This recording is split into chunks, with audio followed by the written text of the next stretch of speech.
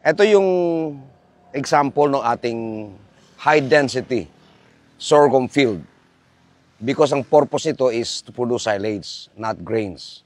Mamumunga ito, pero expectedly, dahil masyadong dikit-dikit ang population, hindi masyadong malalaki yung head grains. And ang mangyayari niyan, mas maraming silage na makukuha rito kasi dikit-dikit yung ating pagkatanim.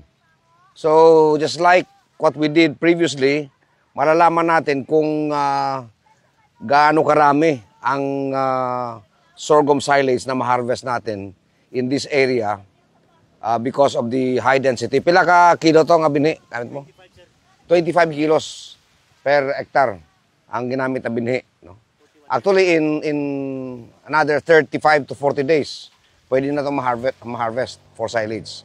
And then we will know kung ang 25 kilo seeding density per hectare, ilan ang ipoproduce na silage. Of course, kasama na doon yung murang bunga ng sorghum. Yung soft dough na tinatawag nila, na gagatas-gatas pa. Yan ang pinakamagandang stage na i-harvest natin yung sorghum.